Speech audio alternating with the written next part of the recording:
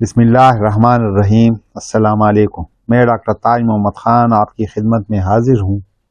میں اپنی YouTube channel میں آپ کو خوش آمدید کہتا ہوں، ویلکم کرتا ہوں۔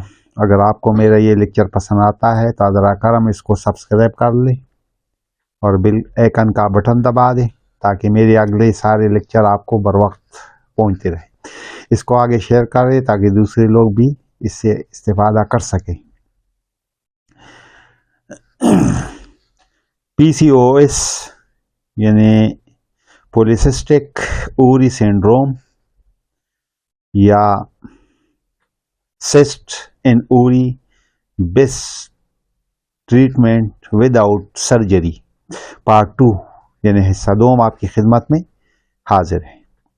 جب ریپروڈکٹیو سسٹم کے لیے ریگولر ایگ بنتے ہیں یعنی اوریز ہوتے ہیں، اس میں ایگ ریلیز بنتے ہیں، اور جب خاتون یعنی شادی شدہ خاتون اپنی جیون ساتھی سے ملتے ہیں تو یہ ایگ ریلیز ہو کر مرد کے سپرم کے ساتھ فرٹیلائز ہو کر خواتین امید سے ہو جاتے ہیں۔ اگر اس میں اوریز میں سسٹ بنتے ہیں، رسولی یا رسولیاں بن جاتے ہیں، یہ کبھی ایک اوری میں اور کبھی دوسرے اوری میں یا دونوں اوریز میں بن جاتے ہیں۔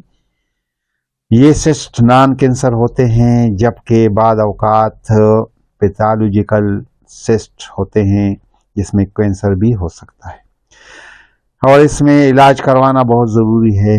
اس کی علامات یہ ہے کہ سمٹم یہ ہوتے ہیں کہ پیٹ میں درد، اور خصوصاً دوران حیض خواتین کو بہت زیادہ درد کا سامنا کرنا پڑتا ہے۔ بعض اوقات خواتین میں قبض اور یورین میں بھی تکلیف ہوتی ہے۔ اورین سسٹ میں خواتین موٹاپے کا شکار ہو کر زیادہ چانس ہوتا ہے موٹاپے کا، تو خواتین اس سے بہت زیادہ پریشان ہو جاتے ہیں۔ اس ٹاپک پر پہلی ہی ایک لیکچر آپ کی خدمت میں پیش کر چکا ہوں، یعنی پچھلا بھی پارٹ 1۔ اورین سسٹ بعض اوقات جینیٹک بھی ہوتے ہیں، بعض وراثت میں بھی منتقل ہو جاتے ہیں۔ بہت سارے اس مسائل کا وجوہات بھی بہت ہیں، اس کے وجوہات بھی بہت ہیں، مگر ہارمونل کی تبدیلی ایک بہت بڑی وجہ ہے، جس کا اگر علاج کیا جائے تو صحیح ڈائیگنوز ہو جائے تو بہتر اور کامیاب علاج کی بھی گارنٹی ہے۔ High level of male hormones یعنی اینڈروجن کا ہونا، یا لیڈیز میں جینٹس کا ہارمونز یعنی فیمیل میں میل کی ہارمون بڑھ جائیں تو اس صورتحال کو اینڈروجنس کہتے ہیں۔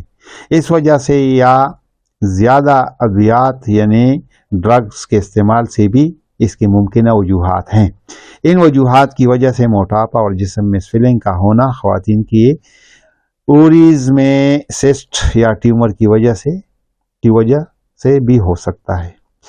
خواتین کا غیر ضروری بال کا ہو جانا، اور یعنی داڑھی مونچھوں کا نکل آنا، اور بریسٹ کے مقام پر بھی غیر ضروری بال آ جاتے ہیں، یا جب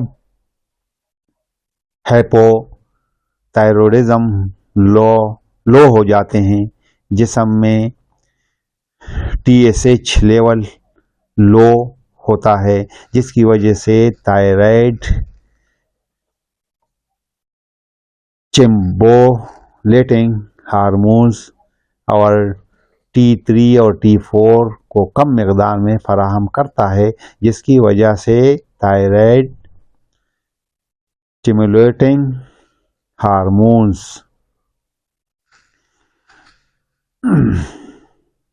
کم ہو جاتے ہیں، اور T3 T4 جس کو T3 یعنی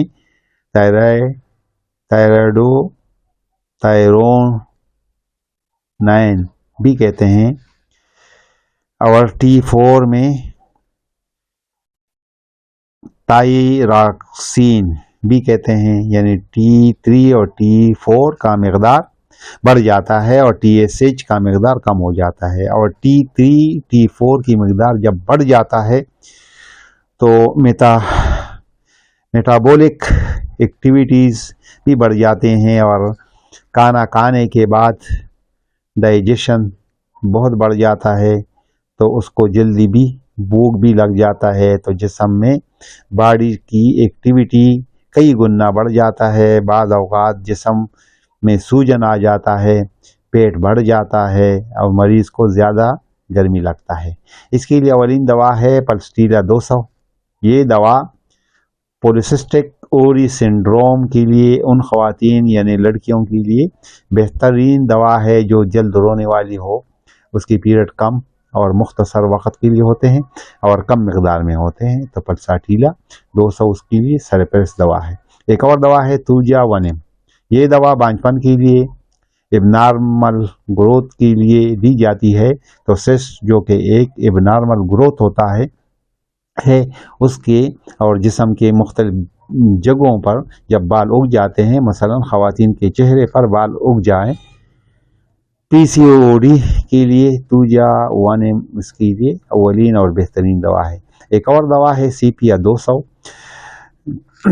PCOD کے مریض کے لیے وہ بانجپن کا شکار ہو، جب اس کی پیریڈ لیٹ ہوتے ہیں اور جسم اور مقدار میں کم ہوتے ہیں، یا پیریڈ جلدی ہوتے ہیں اور پیریڈ مقدار میں بہت زیادہ ہوتے ہیں، یعنی چہرے پر بال اگ جاتے ہیں اور مریض کے جسم میں نیچے کی طرف بہت زیادہ بوجھ ہوتا ہے، اور مریض یہ محسوس کرتی ہے، یعنی اتنا زیادہ درد ہوتا ہے کہ مریض ایسا محسوس کرتا ہے کہ اس کا رحم جسم سے نکل رہا ہے، تو سیپیا 200 اس کے لیے اولین اور بہترین دوا ہے۔ ایک اور دوا ہے سیمیسیفیوگا 30۔ مریض کا پیریڈ بے قاعدہ ہو، یعنی مریضہ کا بریسٹ میں درد ہو، تو ایسے مریضوں کے لیے سیمیسیفیوگا 30 بہترین دوا ہے۔ اگر آپ کوئی طبی مشورہ کرنا چاہتے ہو تو میرے موبائل نمبر یا واٹس ایپ پر رابطہ کر سکتے ہیں۔ میرا نمبر ہے 0321528863۔ اسلام آباد اور راولپنڈی کے دوست میرے کلینک فراش ٹاؤن اسلام آباد میں مشورے کے لیے آ سکتے ہیں۔ السلام علیکم ورحمۃ اللہ وبرکاتہ۔